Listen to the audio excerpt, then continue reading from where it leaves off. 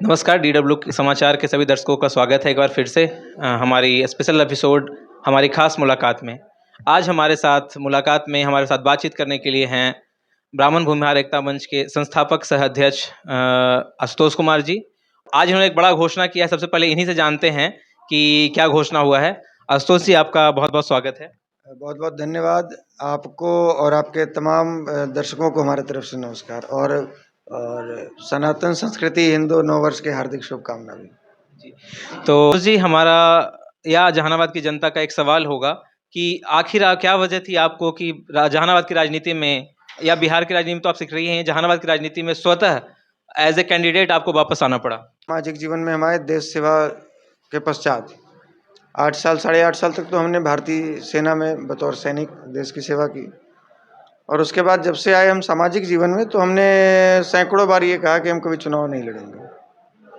चूँकि नेता शब्द से हमको बड़ा ये हो गया, नफरत जैसा हो गया था नेताओं का। जो कंडीशन हम देख रहे थे, नेता मतलब कि लोगों के दिमाग में जैसे ही नेता आ रहे हैं तो दिमाग में पहले आता है कि वो बड़ा फ्रॉड होगा, बड़ा घोटालेबाज होगा, मतलब वो अलग अलग तरीके का एक इमेज बना हुआ था। तो वो हाँ, देखिए, जब से सामाजिक जीवन में आए देश सेवा के बाद, तब से हमने सैकड़ों बार ये घोषणा करी कि मैं चुनाव नहीं लड़ूंगा, चूँकि ये नेताओं का जो एक इमेज बना हुआ है आम जनमानस के दिमाग में, वो ठीक नहीं है।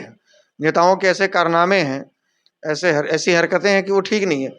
तो मैं नहीं चाहता था कि मेरे प्रति भी लोगों की एक ऐसी छवि बने लोगों के दिमाग में। मैं समाज का नेता नहीं, समाज का बेटा बनकर रहना चाहता था, और आज तक वैसे ही रहा भी।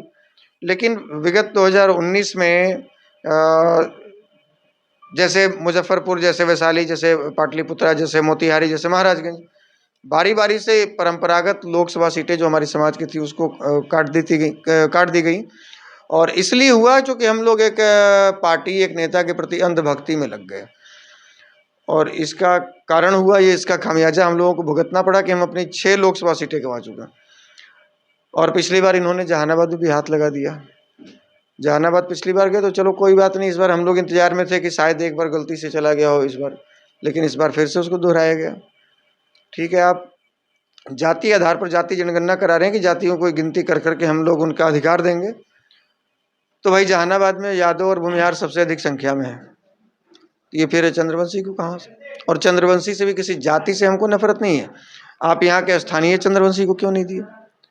आप पटना दूसरे जिला से हायर करके चंद्रवंशी बुला रहे हैं, कैंडिडेट ला रहे हैं, क्योंकि यहाँ के चंद्रवंशी के पास मोटा रकम नहीं है आपकी पार्टी को फंड करने के लिए। और वैसे कैंडिडेट, वैसा प्रत्याशी जो 5 साल तक चुनाव जीतने के बाद क्षेत्र में कभी लोगों के बीच आया नहीं। क्षेत्र के लोग 90 क्या 99% जहानाबाद की जनता जो इन्होंने वोट दिया इनको, वो अपनी नंगी आंखों से नहीं देखे होंगे कि हमारा कैंडिडेट कैसा है, हमारा सांसद कैसा है, लंबा चौड़ा मोटा नाटा कैसा है, किसी को नहीं पता। तो वैसे लोगों का एक मतलब आप कहें तो रोबोट को चुनाव जितवाने से क्या फायदा है? वैसे कारोबारी को हम सांसद बनाकर क्या कर लेंगे? व्यापारी को सांसद बनाकर क्या कर लेंगे? यहाँ नेता ही चाहिए ना जो नेतृत्व कर सके, बेटा चाहिए जो समाज के बीच में उनके सुख दुख में खड़ा होकर रह सके। तो और दूसरी तरफ जो एक प्रत्याशी हैं जो महागठबंधन से हैं, वो लगातार अपने अभद्र टिप्पणियों के कारण चर्चा में रहते हैं। संसद भवन में बिल फाड़ने से लेकर और महिलाओं पर टिप्पणी करने के लिए वो जाने जाते हैं। तो लोग वैसे नेता को भी आज के डेट में पसंद नहीं कर रहे हैं। बावजूद इसके भी हमारा कोई इंटरेस्ट नहीं था, लेकिन जब दोबारा चंद्रवंशी जी को एनडीए ने कंफर्म किया तो समाज के हजारों लोगों ने मुझे कॉल मैसेज किया कि आप भीष्म प्रतिज्ञा लिए रहेंगे और समाज का चीरहरण होता रहेगा, तो ये ठीक नहीं है। आज भी लोग भीष्म को दोषी कहते हैं कि द्रौपदी का चीरहरण हो रहा था और भीष्म अपनी प्रतिज्ञा लेकर बैठे हुए थे, तो वो सही नहीं है। आपको अपनी प्रतिज्ञा तोड़नी होगी समाज में। यदि आप चाहते हैं कि समाज की इज्जत आबरू के लिए आप लड़ रहे हैं, उसके हकूक़ की लड़ाई लड़ रहे हैं, तो आप उसके अधिकार की लड़ाई लड़ने आइए। हमने कहा कि भाई लोकसभा चुनाव बहुत बड़ा चुनाव होता है और हमारे सामने धन कुबेरों की लाइन लगी है जो सामने है विपक्ष में, उनके सामने हम कैसे टिक पाएंगे? मेरे पास जन समर्थन तो बहुत है, इसमें कहीं कोई दो मत नहीं है, लेकिन धन नहीं है। लोगों ने कहा कि हम नोट भी देंगे, वोट भी देंगे और आपको जितवा कर संसद भवन में भेजेंगे, बस आप हाँ कीजिए।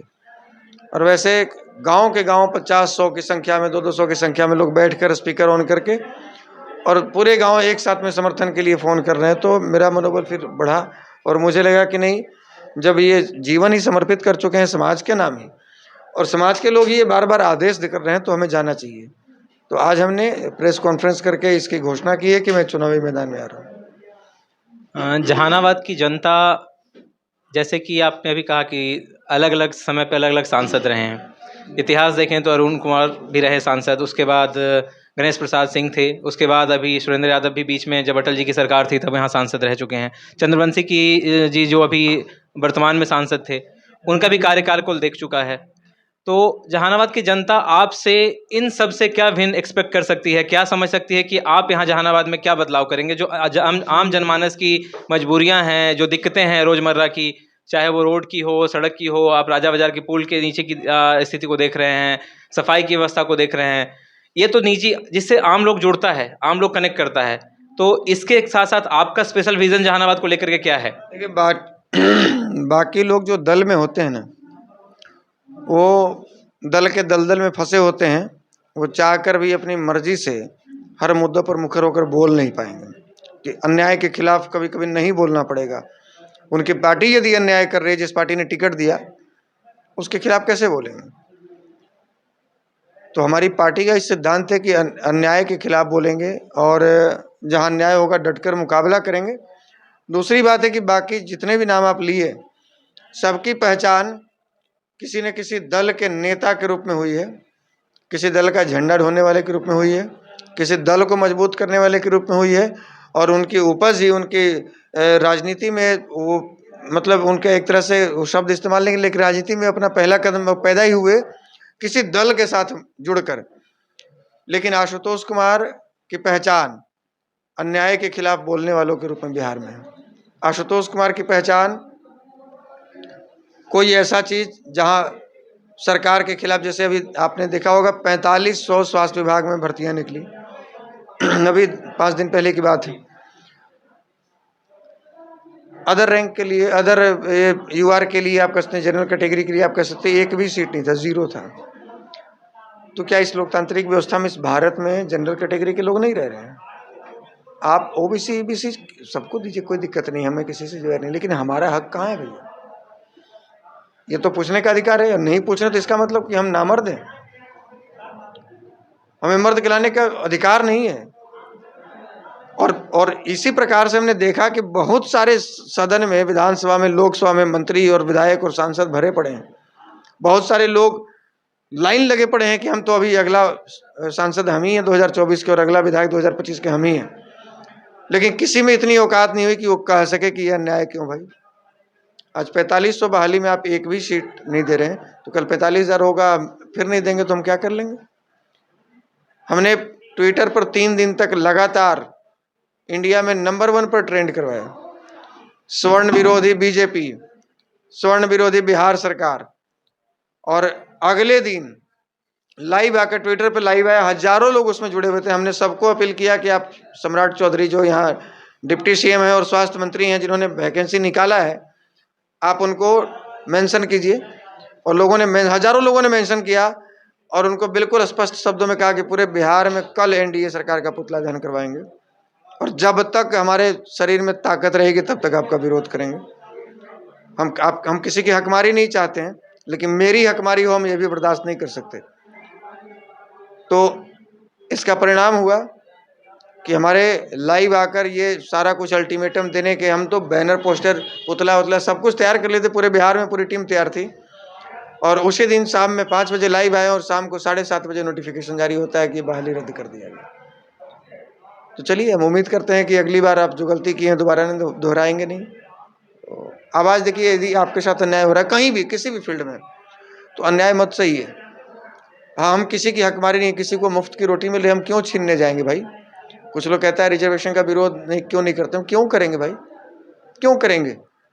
किसी को यदि फायदा मिल रहा है, हम विरोध करेंगे तो वो दुगनी ताकत से प्रहार करेगा। भाई हमको भी मिले, हम इसकी बात कर रहे हैं। हम किसी के रिजर्वेशन, किसी के अधिकार की बात, हम SC ST एक्ट के बारे में बार बार जो बोलते हैं, तो हमारे खिलाफ उस एक्ट का दुरुपयोग हो रहा है। ये मैं नहीं कर रहा हूँ, सुप्रीम कोर्ट कह रहा है कि इसके 90% मामले दुरुपयोग के आए हैं। तो ये एक तरह का एक हथियार, हथकंडा दिया गया है कि यदि कुछ नहीं हो तो चलो।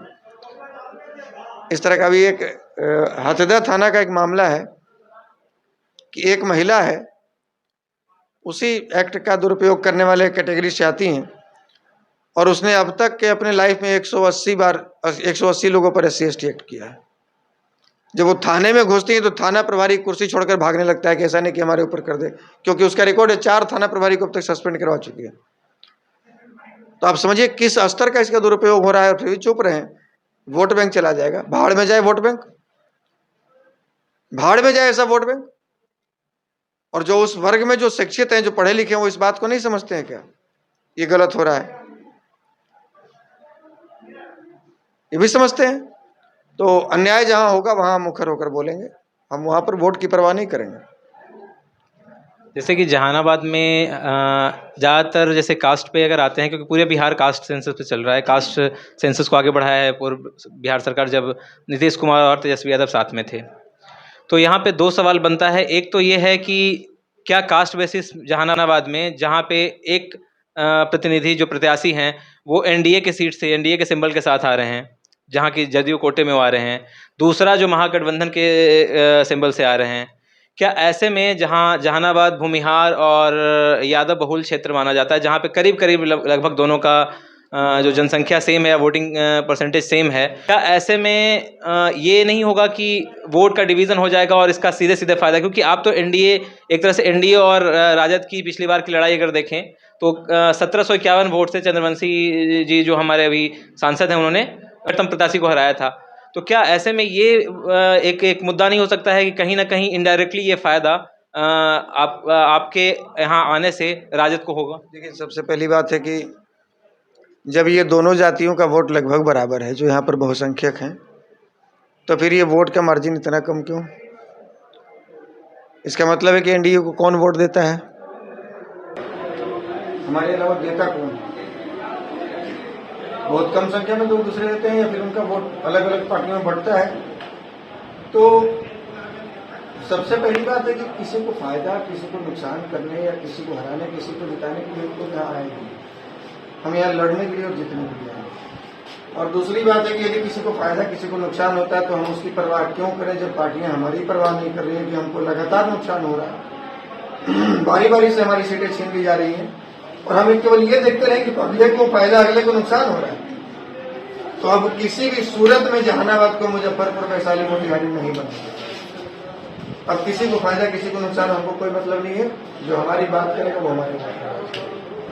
एक आखिरी सवाल, ये जो गलती अभी नीतीश जी दोबारा की है, दोबारा प्रत्याशी बनाकर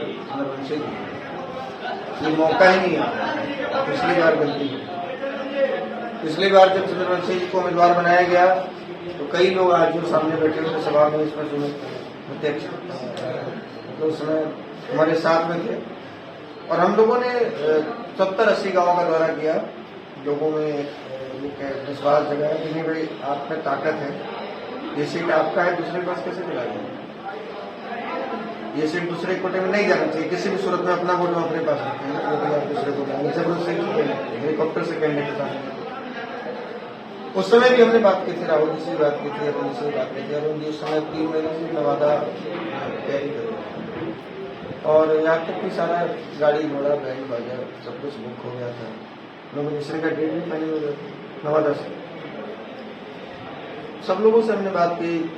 उस समय तो रामजतन बाबू से बात की कि आपको बुलाया गया था जदयू में लोकसभा टिकट देने के लिए, आपको सब रुका हुआ है, आप आगे मैदान में हम लोग साथ। वो कहते मुझे टिकट नहीं मिलेगा, तो नहीं। अरुण जी कहीं तो नवादा में तैयारी कर रहे हैं, हमारा तो नॉमिनेशन का डेट फाइनल हो गया। तो फिर हम क्षेत्र में ठीक है, जो कोई नहीं लड़ेगा तो फिर तो है, फिर जी सारे की परवाह नहीं करें। अपने जब तक जिंदा है तो एहसास करने को 70-80 गाँव घूमे, काबू हमारा नॉमिनेशन का डेट हम क्लियर करने ही वाले थे। हम बोले थे, पोस्ट किए थे कि हम आज नॉमिनेशन का डेट क्लियर करें। उसके 2 घंटे के बाद हमारे भारत में के पेज से वीडियो आता है, उसमें 10-12 लोग थे जो कि ये कह रहे थे कि हमारा सांसद कैसा हुआ, और वो वीडियो था अर्बन मोड। इन्होंने कहा कि हम गांव जा रहे थे नॉमिनेशन से पहले पूजा करने के लिए, बड़ी पूजा पूजा होता है। तो जहानाबाद के लोगों ने मुझे घेर लिया, कहा कि यदि आप चुनाव नहीं लड़ेंगे यहाँ से तो हम सब फांस तो मुझे अब जहानाबाद से चुना गया। तो मुझे थोड़ा बुरा लगा कि चलिए कोई बात नहीं, जिसने आपसे पूछे उसने तो आप कह क्यों नहीं आए। और जब हम तैयारी कर दिए, घोषणा कर दी, तो आप कह रहे हैं कि मान लीजिए एक बार कम से कम कह देते आपके बेटे की उम्र। समाज के कुछ लोगों ने कहा कि चलिए मौका दीजिए, भाई जो है तो चलिए मौका दीजिए, मर्जी है। हम बैक हो गए। इन्होंने कहा भी कि धन्यवाद आपको चुनाव में, लेकिन मुझे क्षेत्र में एहसास हो गया था इस तरह से वो काम होने को, तो रिजल्ट क्या है। तो 2-4 हज़ार वोट का अंतर रहा, लेकिन जितना वोट हमको मिला उतना ही वोट तो आप नाराजगी स्पष्ट देख सकते हैं कि क्या इस बार भी हम गए कुछ स्पष्ट नहीं ठीक है। तो स्थिति ये है कि हमारे साथ धोखा हुआ है। राहुल जी से भी हम बात की, उन्होंने धोखा हुआ। पिछली बार हम आपसे आप आए तो हम बैक हो गए। अब इस बार लोग कह रहे हैं कि आप आइए, लगातार लोग प्रेशर बनाए हुए हैं, क्षेत्र के लोग जबरन करने के बावजूद। तो अब जा रहे हैं जनता की बात, जनता से आप है, जनता से हम हैं। तो अब आशीर्वाद दीजिए, आपसे आशीर्वाद मांगने आए हैं, क्षेत्र में जा रहे हैं। इस बार हमको ही मौका दीजिए, अब युवाओं पर भरोसा कीजिए। तो बोले नहीं, आशीर्वाद है, आशीर्वाद लेकर हम चले। और आज तक अभी तक इंतजार किए कोई आए, तो अभी तो अटकल ही लगाई जा रही है, तो कब तक अटकलें लगेंगी। इसलिए अब अटकलों के भरोसे पर जाना नहीं छोड़ा जाएगा।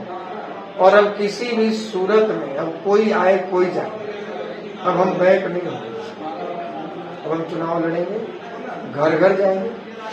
अभी जनता के ऊपर छोड़ते हैं कि आपको किसको वोट देना है, किसको अपना बेटा नेता चाहिए। जवाब दिया इन्होंने। अब जहानाबाद की लोकसभा का जो चुनाव है वो 7वें चरण में है, लेकिन दिनों दिन यहाँ की जो चुनावी समीकरण है बदलते जा रहा है। और इस बदलते चुनावी समीकरण में इनकी एंट्री ने एक नया मोड़ लिया है। अब देखते हैं जहानाबाद की जनता किसके ताज संभालती है जहानाबाद का, और किस हाल में जहानाबाद एक नया नेता चुनती है या पुराने पे भरोसा करती है। हमारे साथ बात करने के लिए बहुत शुक्रिया, और आपको लोकसभा चुनाव के लिए बहुत बहुत शुभकामनाएं। बहुत धन्यवाद। और डिजिटल प्लेटफॉर्म के माध्यम से, सोशल मीडिया के माध्यम से, DW समाचार के माध्यम से आप लोग जो समाज में सच्चाई दिखाते हैं, जो लोगों को अवेयर करते हैं, इसके लिए हम तमाम आप जैसे डिजिटल मीडिया के साथियों को अपनी तरफ से हृदय से आभार प्रकट करना चाहेंगे।